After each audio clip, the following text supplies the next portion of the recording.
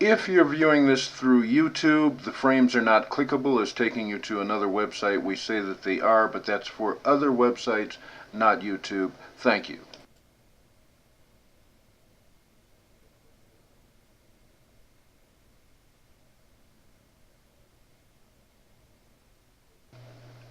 Ever asked yourself this question? Why we have so many religions? Islam, Christianity, Judaism, Baha'i faith, Hinduism, Buddhism? Might wonder. Well, Baha'i faith offers a very simple and clear explanation. If you think of us as having come through a school, and God is the principal in that school, well, it's like we get these new teachers every so often.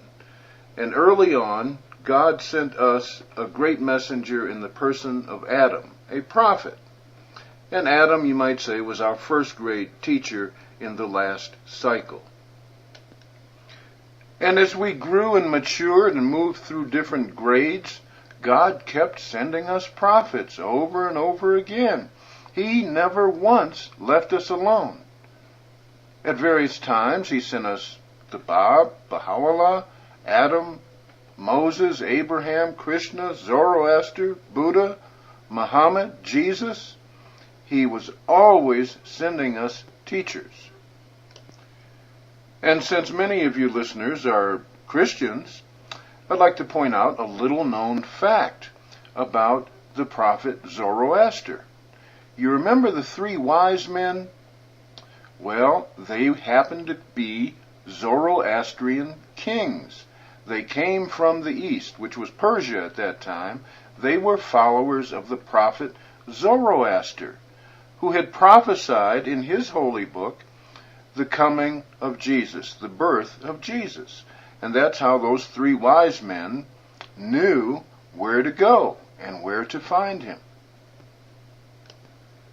But with all these different religions, getting back to the original subject, one might wonder, and a lot of people ask, is God trying to confuse us? Are these religions the same or different? Well, in point of fact, the religions are all the same when you get down to their spiritual teachings if you read their holy books. They only differ in their social teachings, things related to diet, marriage, divorce, inheritance, people you should associate with, and so on. And of course today, the command of Baha'u'llah, which means his name means the glory of God, his command to his followers, the Baha'is, is to associate with all the peoples of the earth. He says, consort with the followers of all religions with joy and fragrance. So, other than these differences in social teachings, there's no real difference between the holy books. You'll find the same fundamental truths: obedience to God, love for one's neighbor, doing kindness to others, prayer. All of these kinds of spiritual things remain the same when you look at the holy books. Where people sometimes get confused is they look at how the followers of the various religions have interpreted those holy books. And that's really not the best way to understand it. You need to go to the holy books themselves. So, now that humanity has reached the age of maturity, God, about 160 years ago in 1844, sent us new prophets, Bab and Baha'u'llah. Bab, whose name means the gate, prepared the way for Baha'u'llah, who a few years later declared his mission. And in their holy books, they brought us a whole set of brand new teachings, which in the aggregate are called the Baha'i faith.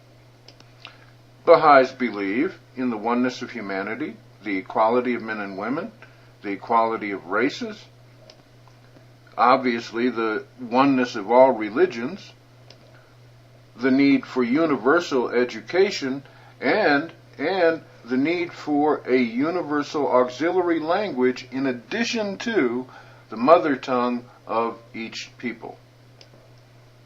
And that language someday will be chosen by the peoples of the earth. The Baha'is have no idea what that will be.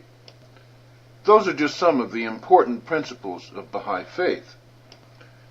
There are Baha'is in every country on the face of the earth. The world center of Baha'i faith, and you might think this is by historical accident, the world center is on Mount Carmel in Haifa, Israel. But it was no accident. Baha'u'llah, after the Bab was executed due to the persecutions in Iran, which at that time was known as Persia in 1844, 1850, Baha'u'llah was then exiled from one country to the next, from mountain to mountain, from fortified city to fortified city, until the last place they could think to put him was in what was called at that time Palestine, which is today Israel. And this was after the slaughter of more than 20,000 early believers from 1844 to 1850 in Iran, which then was called Persia, I believe I mentioned. And you can click on any of these frames and it will take you in a new window to the American Baha'i website, or call the number that you see on the screen, 1-800-22-UNITE, and obtain more information that way. Or if you're interested in actually reading some of the Baha'i writings for yourself, some of the tablets of Baha'u'llah and the Bab, there is a free download out there.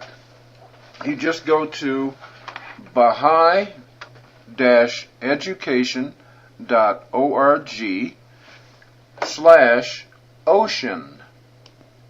And I'll repeat that in a moment if you want to get a pencil. But first let me tell you what it is. It's a collection of the holy books of all the world's major religions, including a lot of the commentaries on those holy books, as well as a major portion of the Baha'i writings, and it is all free, absolutely free to download, and it's a searchable database, so whatever religion you are, you might enjoy having this. Now here's the address again, Baha'i-education.org/ocean. That's Baha'i-education.org/ocean. And I'm Dennis Hudson, and I'm thanking you for stopping by. I hope you have a pleasant day and evening. And I'm not an official spokesman for Baha'i Faith, so you want to go to the website and get it straight. Again, thank you, and good day to you.